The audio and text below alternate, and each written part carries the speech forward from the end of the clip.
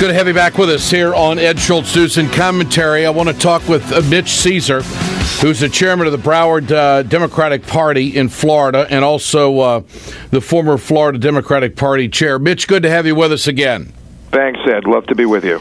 You know, if I had to make a prediction right now, I'd say that Cruz has got a good shot at Iowa, but I think Trump will run the table from there. The rest of them are trying to save face, or they're just hanging around in case there's some kind of political nuclear situation where they might be able to have some kind of surge.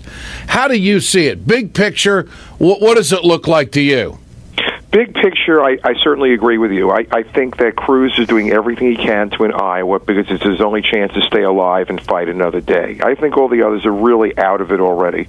But I do think at the end of the day, and I wouldn't have said this 3 months ago, I think Trump's going to be the nominee. And frankly, from a Democratic perspective, I don't know if that's good or bad. Why do you say that? Because is Trump actually appealing to independent Democratic leading voters because of some of his issues on trade and this theme of political correctness he seems to strike? Well, I think it's a little several different things. One is that, yes, he's appealing to some, but not many. And, of course, I think the last poll I saw, 24% or something like that of Republican voters said they'd never vote for Trump. So that's very encouraging for my side of the aisle. But what's interesting is that we have to see whether he energizes people who've never voted before. And that really isn't so much Democrats, but it's independents and Republicans.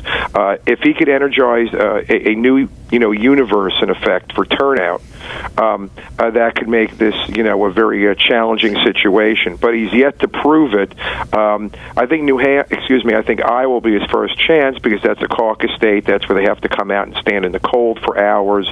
Let's see how committed these super infrequent voters are. Okay, Florida. Trump play well in Florida? Better than Bush? Better than Rubio? Well, the first thing we have to remember, and I've talked about this, is that Bush made a gigantic miscalculation, but it was intelligent at the time, making Florida winner-take-all primary for the Republicans. So all the delegates are whoever gets one more vote than anybody else wins everything, the whole group statewide, the whole number. Obviously, he was the presumptive favorite at the time. Now it looks like I don't think anybody's going to catch Trump in Florida. A new poll came out yesterday saying that Trump was at 48%. Cruz was at 16, obviously very remote. Rubio was 11, and Bush at 10. These are Florida numbers? Yes, these are Florida numbers specifically. In a new poll that came out within the last 24 hours, which shows Trump winning big here, which means, again, remember, it used to be by congressional districts, so they could have split it up, and he still would have won, but instead of having, twice as many, he may have 4 times as many votes, Trump. So that was, the Florida legislature did Bush a favor, and in the end, they did him no favor.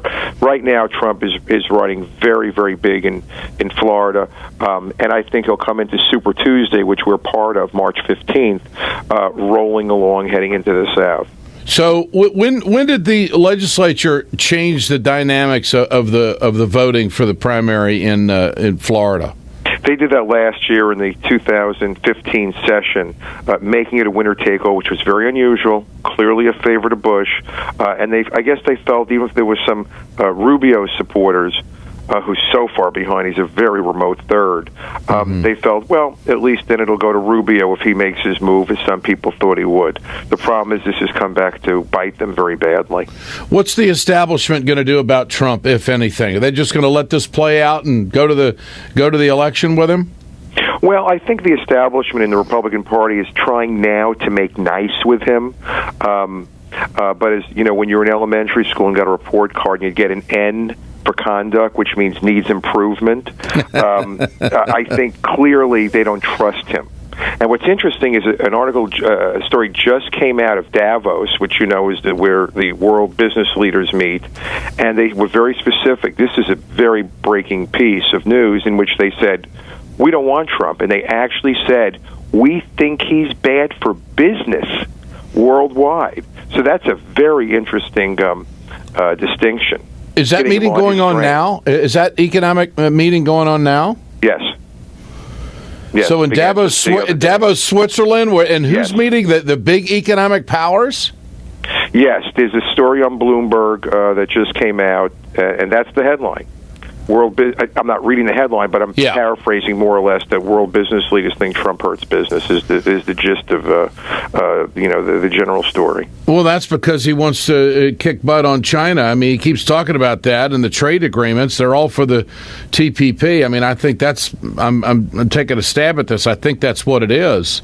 Well, maybe he can make Sarah Palin his Secretary of Commerce and put her on the road. That would be real peachy. Can you believe that? Can you believe that? Listen, I thought this year was unpredictable, which it's been, and bizarre. It's got much more. It's a marriage made in reality heaven, and the problem is for the country is that passing off a reality show as a presidential election hurts America. Amazing. Mitch Ceasar, always good to visit. We'll do it again. Stay connected, my friend. Thanks so much. Thank you, Ed. You bet. Chairman of the Broward Democratic Party and also former Florida Democratic Party chair. Now, that really throws a monkey into the wrench, doesn't it? I mean, now you got world business leaders that don't want Trump. That'll be a big story today because that's a talker. There's no question about it.